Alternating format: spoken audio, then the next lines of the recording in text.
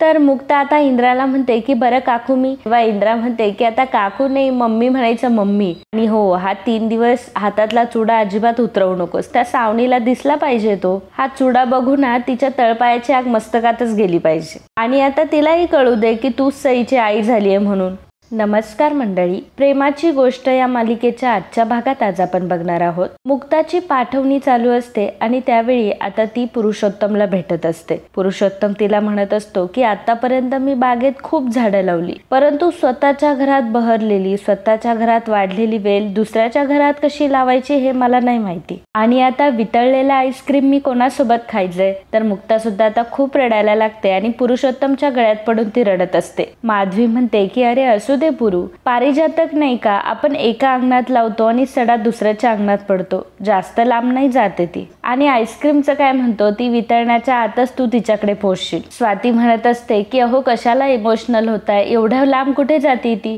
इंद्रा म्हणत असते की गोखलेबाई मुक्ता ओरडली ना तरी तुम्हाला आवाज येईल. बापू म्हणतात की पोरगी ही घरची शान असते आणि तुम्ही तुमची पोरगी आम्हाला देऊन आमच्या घराची शान वाढवली. इंद्रा म्हणते की चला आपल्याला गृहप्रवेशाची तयारी सुद्धा करायचे, आणि मग सई मुक्ताचा हात धरून आता तिला घेऊन जाते. मुक्ता आता दाराजवळ झालेली असते. इंद्रा म्हणता हे माप उजव्या पायाने ओलांड आणि घरामध्ये. स्वाती म्हणते की नाही थांब, त्याच्या आधी तुला उखाणा घ्यायला पाहिजे. तेव्हा मुक्ता खूप छान असा उखाणा घेते. प्रेमळ माहेर हौशी सासर, छोटूशा सईचं प्रेम अबाप. सागरचं नाव घेते आणि ओलांडते कोळींच्या घरचं सुखाचं माप.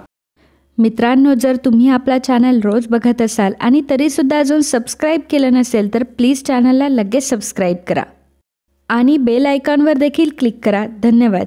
आता सागरचे नाव घेण्याची वेळ असते, तर सागरला तितक्यातच एक फोन येतो आणि सागर फोनवर बोलण्यासाठी तिथून जायला लागतो. तर त्याला नंतर लक्षात येते की मुक्तासोबत आता त्याची गाठ बांधली गेली आहे. सागर बोलून घेतो आणि इंद्राला सांगतो की महत्वाची मीटिंग आहे, मला लवकरात लवकर ऑफिसला जावं लागणार. इंद्रा म्हणते की पण अजून खूप साऱ्या विधी बाकी आहेत. सागर म्हणतो की मला काही माहित नाही, मला जावं लागणार आहे. तर इंद्रा म्हणते की ठीक आहे, हिला माप तर ओलांडू दे, आणि मग मुक्ता माप ओलांडते. सागरला मात्र खूप घाई झालेली असते. कशी बशी सागर पटकन गाठ सोडवतो आणि तिथून निघून जातो. तर इंद्रा म्हणत असते की मुक्ता बाई तुला नाही ना घाई झाली की तुला पण दात काढायला जायचंय. मुक्ता म्हणते की नाही नाही, आणि मग सर्वजण बसतात. तेव्हा लकी म्हणतो की मुक्ता वहिनी तू काहीतरी काम आहे माझ्याकडे असं म्हटली होतीस. मुक्ता म्हणते की हो, सावनीचा सॉरीचा मेसेज आला होता, तिला असं वाटलं की लग्न मोडलंय. तर मग मी त्यांना म्हटली होती की सईला माझ्याकडेच राहू द्या दिवसभर, परंतु आता दिवस संपलाय ना, तर आपली जबाबदारी आहे की तिकडे तिला सोडून यायची.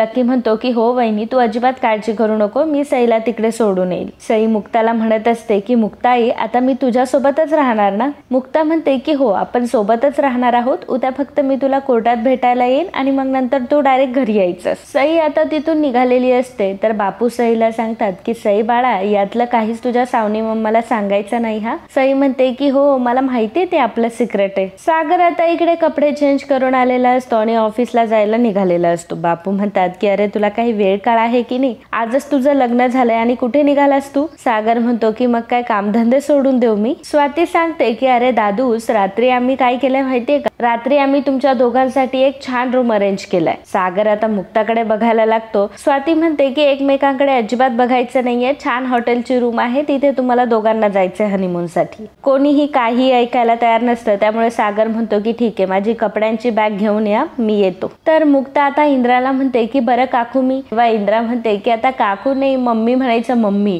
आणि हो हा 3 दिवस हातातला चुडा अजिबात उतरवू नकोस, त्या सावनीला दिसला पाहिजे तो. हा चुडा बघू ना तिच्या तळपायाची आग मस्तकातच गेली पाहिजे, आणि आता तिलाही कळू दे की तूच सईची आई झालीये म्हणून. तर इकडे माधवी मुक्ताच्या रूम मध्ये गेलेली असते आणि मुक्ताच्या रूम मध्ये मुक्ताचे जे फोटो लावलेले असतात ते अगदी डोळे भरून बघत असते, आणि ते बघत असताना रडत असते आणि तिला मुक्ताची आता फार आठवण येत असते. तितक्यातच तिथे पुरुषोत्तम येतो. माधवी म्हणते की काय करत असेल आपली मुक्ता. पुरुषोत्तम म्हणतो की अगं रमली असेल तिच्या नवीन गोतावळ्यात. माधवी म्हणते की फार दमली असेल ना आज, आपल्या रूम मध्ये आराम करत बसली बसली असेल, परंतु आता तिला झोप कशी लागणार? तिची लाडकी उशी तर इथंच आहे. आता असंच होणार आहे, आपली लाडकी उशी आपल्या सोबत नसणार आहे, चहाला हवी तितकी साखर नसणार आहे, ताटात सगळं काही असणार आहे, परंतु घरचा वरण भात नसणार आहे. थोड्याफार फरकाने सगळ्याच मुलींच्या बाबतीत असं होतं. खरं तर आपण केलेला स्वयंपाक हा घरातल्या सर्वांनी खायचा, सर्वांचे त्याने पोट भरायचे याचं समाधान मानायचं, की आपल्याला त्यातलं काही उरलंच नाही याचं दुःख मानायचं.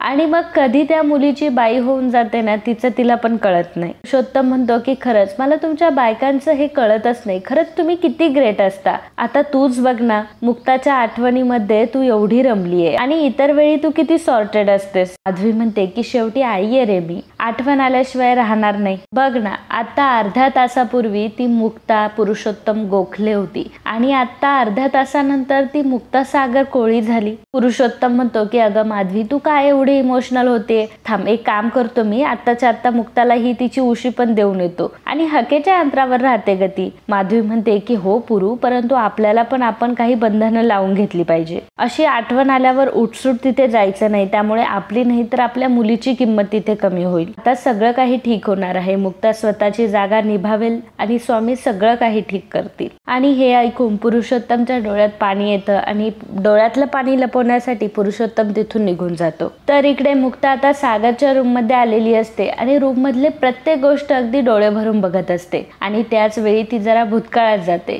कशा प्रकारे ती सईला भेटली, सईची आणि तिची जवळीक वाढली आणि सईमुळे तिने हे लग्न देखील केलं, या सगळ्या गोष्टी आता तिला आठवत असतात. त्या स्वामींचं नाव घेते आणि म्हणत असते की स्वामी, मी जे काही करते त्यासाठी तुमचा आशीर्वाद माझ्या सोबत असू द्या. मी हे जे काही करते ते माझ्या सईसाठी करते आणि जर कधी मन डगमगलं तरी तो क्षण निभावून नेता येईल एवढं बळ मला द्या. आणि मित्रांनो, आजचा हा भाग इथेच संपतो. पुढील भागात आपल्याला पाहायला मिळणार आहे दिवसभर खूप खाल्ल्यामुळे सागरचं पोट दुखत असतं आणि सागरचं पोट खराब झालेलं असतं, त्यामुळे तो सारखाच बाथरूम मध्ये जात असतो आणि वेटर कडून तो लगेचच गोळ्या मागवून घेतो. मुक्ता तोपर्यंत रूम मध्ये आलेली असते आणि तो वेटर त्याच वेळी तिथे येतो आणि मुक्ताला सांगताना गोळ्या मागवल्या होत्या. जेव्हा मुक्ता ते गोळ्यांचं पाकिट उघडून बघते तर त्यात गोळ्या नसतात, त्यात असतं कॉन्डोमचं पॉकेट आणि ते बघून मुक्ताला मोठा धक्का बसतो. मुक्ता सागरला म्हणत असते की तुम्ही हे मागवलं. सागर म्हणत असतो की अहो मला गरज होती त्याची म्हणून मागवलं. मुक्ता म्हणत असते की हे बघा, तुम्हाला त्याची काही गरज नाहीये. सागर मात्र म्हणत असतो की नाही, मला जेव्हा गरज पडणार तेव्हा मी ते वापरणार,